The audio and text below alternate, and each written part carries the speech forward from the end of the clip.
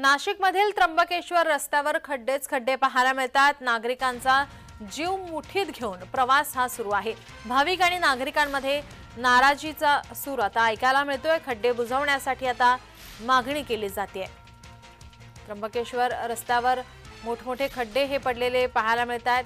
त्र्यंबकेश्वर मंदिरामध्ये भाविक मोठ्या संख्येने या ठिकाणी येत असतात आणि या ठिकाणी मोठमोठे खड्डे पडल्याने भाविक नागरिक हे त्रस्त झालेले आहेत। नाराजी व्यक्त करतात। खड्डे बुजवण्यासाठी आता मागणी करतात।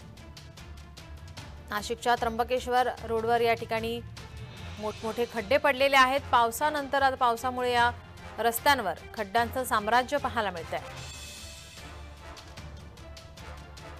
आज श्रावण मास मधला पहिला श्रावण सोमवारी देशभरातून आज इथं दर्शनासाठी भाविकांची गर्दी झालेली आहे।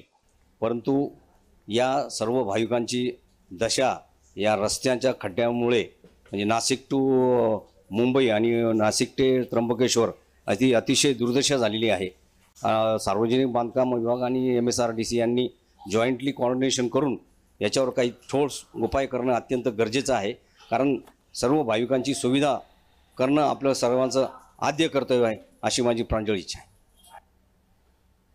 आणि नाशिक त्र्यंबकेश्वर रोडची तर अतिशय दुरावस्था झाली, म्हणजे एखाद्या खेड्यात सुद्धा असा रोड नसेल अशा पद्धतीची दुरावस्था। शासन काय याच्याकडे दुर्लक्ष करतं आम्हाला माहीत नाही। अतिशय भाविक म्हणजे येताना अक्षरशः अनेक तक्रारी त्यांनी इथं नोंदवल्या। मोठमोठे खड्डे, लोकांच्या कार खराब झाल्या, ट्रॅफिक जाम झाली।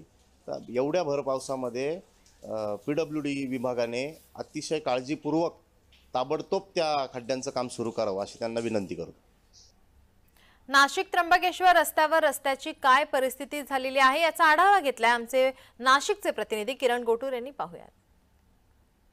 मागच्या काही दिवसांपासून नाशिक मुंबई या महामार्गावरती खड्डे पडल्याने मोठ्या प्रमाणात आरोप सरकार आणि प्रशासनावरती झालेले होते आणि त्यानंतर आता नाशिक त्र्यंबकेश्वर रस्त्यावरती सुद्धा मोठ्या प्रमाणात हे खड्डे पडल्याची परिस्थिती आहे। आपण बघू शकतो अशा पद्धतीचं रस्त्याची चालन झालेली आहे। खरं तर खड्ड्यात रस्ता आहे का रस्त्यात खड्डा आहे हेच कळत नाहीये। अशा पद्धतीची परिस्थिती हे निर्माण झालेली आहे। खरं तर मोठ्या प्रमाणात भाविक त्र्यंबकेश्वरमध्ये दर्शनासाठी जात असतात आणि अशात खड्ड्यातून त्यांना वाट काढावी लागत आहे। अत्यंत जीवघेणा प्रवास हे प्रवासी करताना आपल्याला बघायला मिळतोय। अशाच पद्धतीचं जी परिस्थिती आहे ते नाशिकवरनं त्र्यंबकेश्वर पर्यंत अशाच पद्धतीचे खड्डे हे ठिकठिकाणी पडलेले आहेत आणि या रस्त्यातून वाट काढताना जे चालक असतात गाड्यांचे त्यांना मोठ्या प्रमाणात त्रास सहन करावा लागत आहे।